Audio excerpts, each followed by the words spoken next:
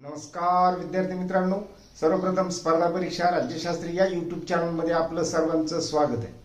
आज आपण अभ्यासापूर्वीची कृती हा भाग घेणार आहोत। यापूर्वीच्या वेगवेगळ्या मालिकेमध्ये वेगवेगळ्या पद्धतीची माहिती आपण स्पर्धा परीक्षा आणि विद्यापीठाच्या परीक्षा याबाबत घेतलेली आहे। ही माहिती कशा पद्धतीची उपयोगी आहे याबाबतचं तुमचं फीडबॅक सुद्धा माझ्यापर्यंत पोहोचलेला आहे। त्या फीडबॅकचा एक भाग म्हणून आजचा हा व्हिडिओ आपण तुमच्यापर्यंत घेऊन आलेलो आहोत। अशाच नवनवीन गोष्टी पाहण्यासाठी या चॅनलवर कनेक्ट राहा। सर्वप्रथम हे चॅनल सबस्क्राईब करून घ्या, आलेलं बेल आयकॉन प्रेस करा। सर्व विद्यार्थी मित्रांपर्यंत हे व्हिडिओ पोहोचवा आणि कमेंटच्या माध्यमातून तुमच्या फीडबॅकची नोंद करा, म्हणजे तीच प्रेरणा मला मिळत असते। विद्यार्थी मित्रांनो, आपण अभ्यासाची सुरुवात करतो, मात्र आपल्याला कृती करण्याचं जे काही भान आहे ते भान बऱ्याच वेळेस असत नाही। कारण की कोणती कृती आपण करायला पाहिजे, कोणती कृती करू नये, म्हणजेच अभ्यास सुरू करण्यासाठी कृती किती महत्त्वाची आहे हे आपण लक्षात घेत नाही। त्यामुळे आपल्याला आपल्या यशापर्यंत जाण्यासाठी बऱ्याच अडचणी निर्माण होतात। मग ही कृती कोणती असते? ती प्रत्येक वेळी सर्वसामान्यपणे आपण आपला अभ्यास सुरू करतो त्यावेळेला आपल्यामध्ये जी क्षमता आहे ती क्षमता वापरण्याची आणि आपल्या कृतीतून तो अभ्यास उतरवण्याची ती कला आहे। म्हणजे आपण एखादं पुस्तक हाती घेतलं, त्या अगोदरची जी काही कृती आहे ती कोणती आहे, तर त्या पद्धतीचं वातावरण तुमच्या अवतीभोवती असावं।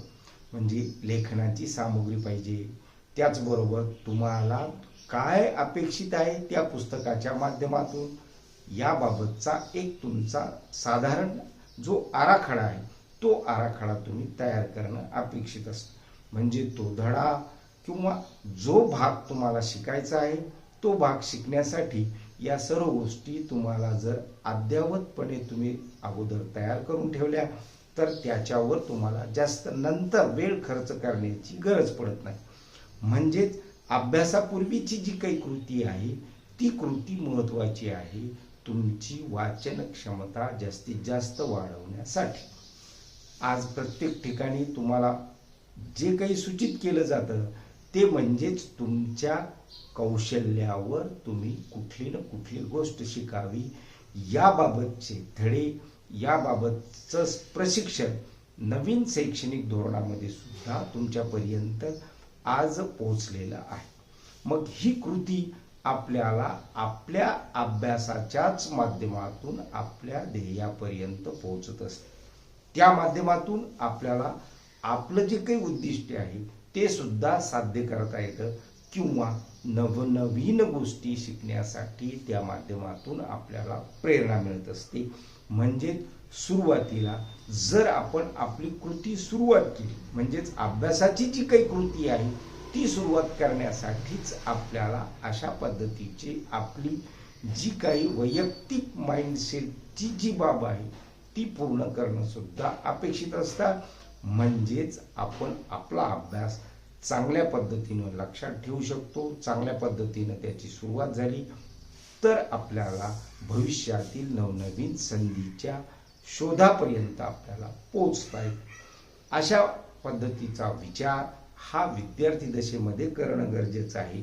म्हणूनच आपण विद्यार्थी दशेतील म्हणजेच अभ्यासापूर्वीची कृती कोणती असावी याबाबतचा एक छोटासा विचार तुमच्यापर्यंत घेऊन आलेला आहोत। या सर्व गोष्टी अभ्यासाभोवतीच आहेत हे लक्षात असू दे।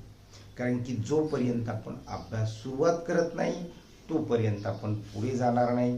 कारण तोपर्यंत आपल्याला आपल्या भोवतीच्या ज्या काही परिसरातील गोष्टी आहेत, जे अभ्यासाचं वातावरण आहे ते तुम्हाला वेगवेगळ्या पद्धतीनं वेगवेगळ्या माध्यमातून तुम्हाला तुमच्या निश्चित ध्येयापासून दूर होण्याचा प्रयत्न करत असू शकते। त्यासाठी ही काळजी घेणं अत्यंत गरजेचं आहे। म्हणजेच आपण आपल्या अभ्यासाच्या कृतीला म्हणजे अभ्यासापूर्वीच्या कृतीला आपण महत्त्व दिल्याशिवाय आपल्याला आपल्या निश्चित ध्येयापर्यंत म्हणजे स्पर्धा परीक्षेतील आणि विद्यापीठाच्या निश्चित उद्दिष्टापर्यंत जाण्यासाठी आपल्याला प्रेरणा मिळणार नाही. म्हणून आपण जर ही कृती जर व्यवस्थितपणे केली तर निश्चितच आपल्याला आपल्या अभ्यासातील नवनवीन वाटा आणि नवनवीन कौशल्य शिकण्याची संधी मिळते. आजच्या या व्हिडिओच्या माध्यमातून एवढा संदेश पुरे आहे. धन्यवाद.